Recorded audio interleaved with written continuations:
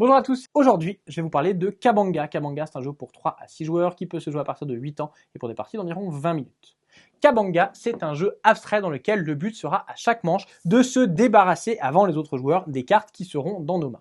Pour cela à chaque tour on va jouer une carte, ces cartes elles sont numérotées de 1 à 18 et elles sont de 4 couleurs différentes et quand je jouerai une carte, je la jouerai sur la ligne correspondant à sa couleur sur un des deux côtés. Ce faisant je vais créer un intervalle et il faudra que cet intervalle soit le plus faible possible car si jamais un joueur a une carte qui va dans cet intervalle, il pourra la défausser et me forcer à prendre une carte de pénalité, m'éloignant de la victoire et le rapprochant lui de celle-ci. Alors voyons voir comment cela va se passer. Eh bien tout d'abord, on va avoir une série de manches. À chaque manche, on va placer les masques au centre de la table et on va mélanger les cartes de départ que l'on va mettre aléatoirement autour.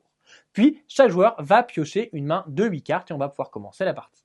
Les joueurs vont jouer à tour de rôle. Ici, c'est à moi de jouer et je vais choisir par exemple le 5 rouge que je vais mettre donc ici. Lorsque je joue une carte, je vais la mettre dans la ligne de sa couleur sur une des deux extrémités. En mettant le 5 rouge ici, j'ai créé un petit intervalle puisqu'il n'y a que le 6 rouge que l'on pourra mettre entre le 5 et le 7 et donc je suis à peu près tranquille, personne ne devrait pouvoir jouer de cartes.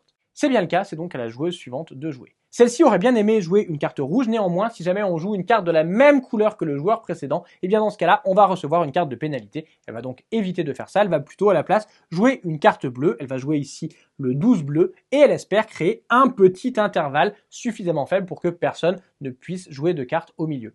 Malheureusement pour elle, eh bien, je vais crier Kabanga, car j'ai le 13 bleu qui est bien compris entre le 12 et le sel bleu, et donc je vais pouvoir lui jeter la carte. Lorsque on jette des cartes à un joueur, eh bien celles-ci vont aller dans la défausse et le joueur va devoir piocher autant de cartes pénalités qu'on lui a jeté de cartes. Si jamais à un moment donné la pile des pénalités est vide, eh bien on mélangera la défausse pour faire une nouvelle pile des pénalités. Dans tous les cas, le tour de cette joueuse est terminé, c'est au tour du troisième joueur. Le troisième joueur va lui choisir de jouer un petit 1 rouge en espérant faire un petit intervalle. Malheureusement pour lui, eh bien, nous avons dans les mains beaucoup de cartes qui peuvent aller dedans. On va crier Kabanga, on va lui jeter les 2 cartes ici, une troisième carte là. Cela fait donc 3 cartes pénalités qu'il va devoir récupérer et les autres cartes vont aller dans la défausse. C'est de nouveau à moi de jouer, je vais pouvoir jouer une carte de mon choix sur la couleur de mon choix en évitant de jouer du rouge pour éviter d'avoir une pénalité. La manche va se terminer dès qu'un joueur a réussi à se débarrasser de sa dernière carte. Alors cela peut arriver de 2 façons différentes, soit comme maintenant parce que c'était mon tour et j'ai joué ma carte, personne n'a fait de Kabanga, ou bien c'était le tour d'un autre joueur et j'ai pu, grâce à un Kabanga, me débarrasser de ma dernière carte. Attention, si jamais, lorsqu'à mon tour, j'ai joué ma dernière carte et qu'un joueur me jette une carte, je dois quand même prendre une pénalité et la partie continue.